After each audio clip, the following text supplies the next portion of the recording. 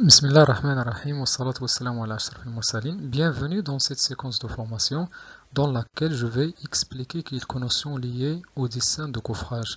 On va s'intéresser dans cette séquence au plan de coffrage du plancher. Eh bien, donc les dessins de coffrage précisent les formes et les dimensions des différents ouvrages à réaliser en béton armé, exemple les dalles, les poutres, les poteaux. Ceux-ci sont représentés bruts, c'est-à-dire sans enduit ni revêtement de sol. Le dessin de coffrage peut être considéré comme étant une vue de dessus du coffrage avant coulage du béton. Eh bien, les dessins de coffrage comprennent les plans et les coupes verticales, donc dessinées généralement à l'échelle 1/50 et 1/100, et les coupes partielles et de détail, ou bien 10 détails, représentés à l'échelle 1/20 et 1/10 selon la taille de l'élément. Eh bien, quels sont les éléments qu'on représente au niveau du plan de coffrage? On représente les poteaux, et bien sûr les poteaux seront des éléments coupés, donc ils sont représentés en traits forts de 0,6 mm, et bien sûr ils seront pochés. On représente les poutres. Les poutres sont considérées comme des éléments vus, donc ils sont dessinés en traits moyens, des arêtes, donc il s'agit d'arêtes vues, donc traits moyens de 0,4 mm. On représente aussi les murs qui sont considérés comme étant coupés, donc ils seront dessinés en traits forts et hachurés. Les trémies aussi. Donc, les trémies qu'est-ce que ça veut dire une trémie? C'est tout simplement une réservation, une ouverture au niveau du plancher, réservée soit aux escaliers, soit aux lanternaux, soit aux gaines de ventilation, etc. Eh bien, les trémies sont représentées à l'aide de ce symbole, ou bien tout simplement à l'aide de deux diagonales en traits fins. On représente aussi au niveau d'un plan de coffrage du plancher les consoles des poutres à porte-à-faux. Eh bien, concernant le repérage des éléments, pour les poteaux, ils sont repérés par une lettre majuscule P suivie d'un numéro, exemple P1, P2, etc. Concernant les poutres, ils sont repérés par un numéro suivi de la section indiquée en général entre parenthèses. Bien sûr, la section est indiquée en centimètres et dans l'ordre largeur fois hauteur. Donc vous avez donc un exemple ici. Les dalles, ils sont repérés par des lettres minuscules inscrites à l'intérieur d'un cercle. Celui-ci est représenté au milieu d'une diagonale en traits fins. Exemple, donc dalle A, dalle B, dalle C, etc. Les consoles, donc ils sont représentés à l'aide d'une lettre majuscule C suivie plutôt d'un numéro.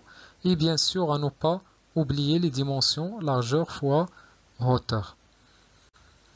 Concernant la cotation, on distingue donc une cotation extérieure, c'est-à-dire à l'extérieur du plan, et une cotation à l'intérieur du plan. Donc concernant d'abord la cotation extérieure, donc on représente d'abord la largeur des poteaux et les portées libres des poutres, ou bien les longueurs des murs. Vous avez l'exemple ici, donc j'ai ici 25, c'est la largeur du premier poteau, 25 c'est la largeur du poteau P2, et entre les deux, j'ai la portée de la poutre numéro 1. De même ici et de même ici. La deuxième ligne, c'est la cotation entre axes des poteaux. Donc si vous le remarquez ici, on a un axe qui passe au milieu du poteau P1, un autre axe ici, un autre ici. Eh bien, la deuxième ligne de côte, c'est tout simplement la cotation entre ces axes. Donc là, j'ai par exemple, entre l'axe du poteau P1 et l'axe du poteau P2, j'ai 265 cm. La troisième ligne, donc, c'est la cotation du décrochement, bien sûr éventuel s'il existe. Et la dernière ligne de côte, donc, c'est la cotation totale, elle est ici. bien sûr, de l'extrémité du bâtiment jusqu'à l'extrémité. Exemple ici, 825 cm. Concernant cette fois-ci la cotation intérieure, eh bien, on représente les largeurs des éléments porteurs, poutres, murs, etc. et les distances entre eux. On représente aussi, donc vous avez ici l'exemple, donc il est là. Vous avez ici l'épaisseur des murs, etc. Dimension des trémies et éventuellement les côtes de positionnement par rapport au mur. Vous avez ici l'exemple pour cette trémie, donc vous avez les dimensions, la longueur de la trémie et la largeur.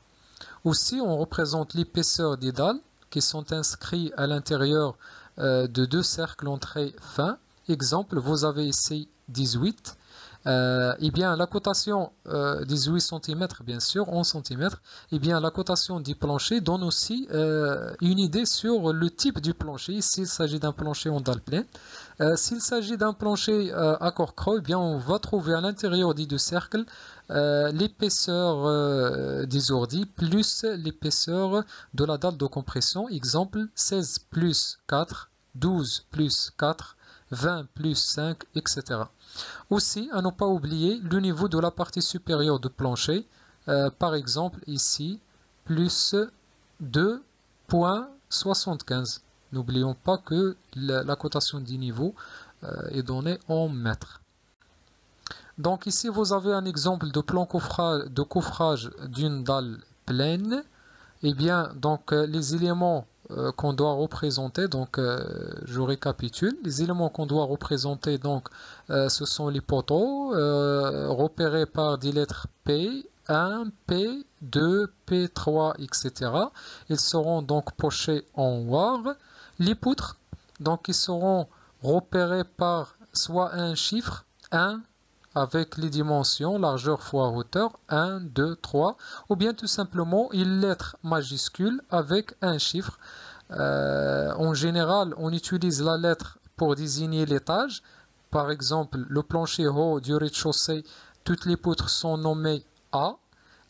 Concernant le plancher haut du premier étage, toutes les poutres seront nommées B, avec ici le numéro de la poutre au niveau du même plancher. Par exemple A1, A2, A3, etc. Ou bien tout simplement le 1 chiffre, la poutre 1, la poutre 2, etc. Et bien sûr en plus des dimensions. Aussi le repérage des panneaux de plancher. Bien sûr on a dit ici à l'aide de lettres minuscules. L'épaisseur du plancher, le niveau du plancher, la trémie, ou bien les trémies s'il existe, bien sûr, on se sert bien sûr de ce symbole, ou bien de deux simples diagonales en traits fins. Les axes, donc à ne pas oublier, dans ce cas les axes horizontaux sont repérés par des lettres majuscules A, B, C, et les axes verticaux par des chiffres 1, 2, 3, etc. Et bien sûr les axes traversent le milieu des poteaux. Et bien, à ne pas oublier la cotation intérieure et extérieure, notamment celle donnant les largeurs des poteaux et les portées des poutres, la cotation entre axes de poteaux et finalement la cotation totale. Donc, c'est tout ce qui concerne cette séquence. La séquence prochaine concernera les plans de coffrage des fondations. Merci pour votre attention.